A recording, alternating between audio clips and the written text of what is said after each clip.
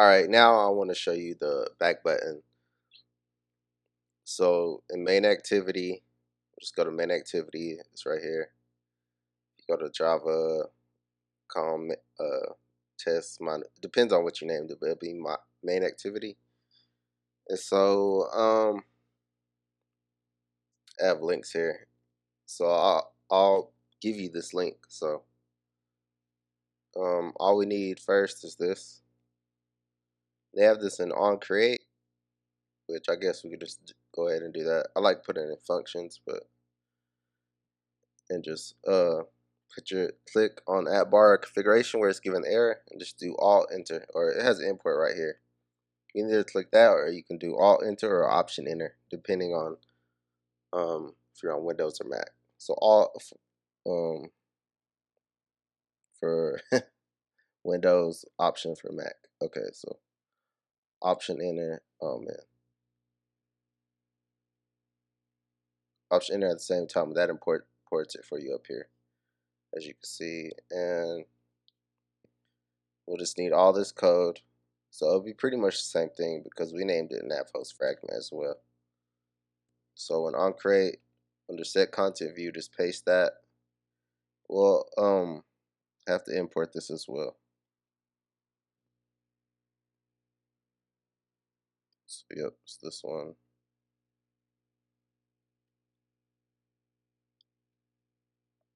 Yep, it's this long one. So you can see which ones is the right one.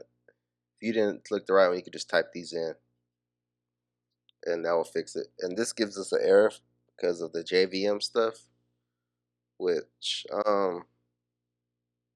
really only need one part, the Kotlin part for it. You really only need this, but we'll go ahead and copy the whole thing. So I'll give you a link for this too. But it gives you an error, cannot inline bytecode bit with JVM target 1.8. So we'll just go to the app Gradle, which is right here. I'll just show you just in case.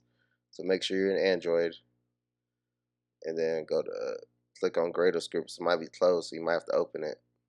And it's the module app Gradle. And so right here under in the Android section, you'll just put it under build types. Then you'll save it and then you'll click sync now. So you'll wait for that to sync, and when it syncs, when you come back here, this error should go away. See, now it's away, gone away.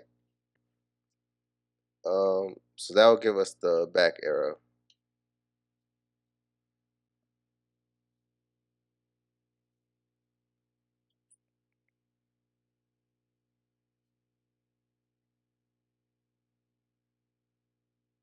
Oh, there's K in here.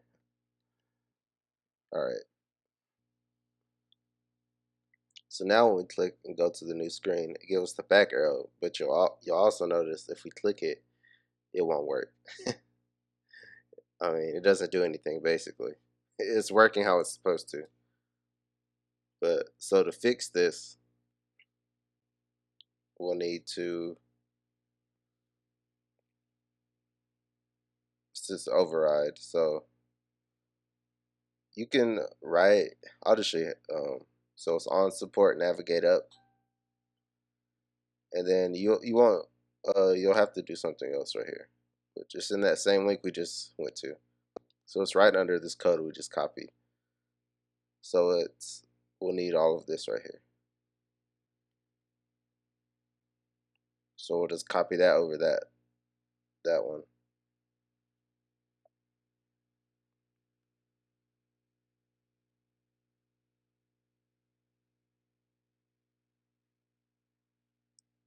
I wonder if it's tripping because it put on a new line.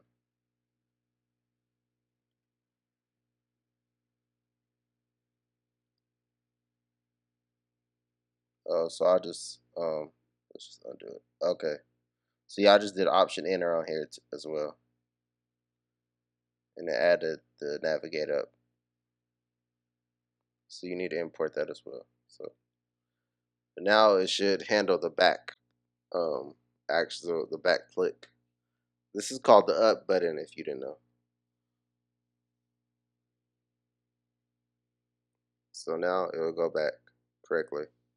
So yep, that's how you make the up back button work. All right. So I'll see you in the next video. Thank you for watching.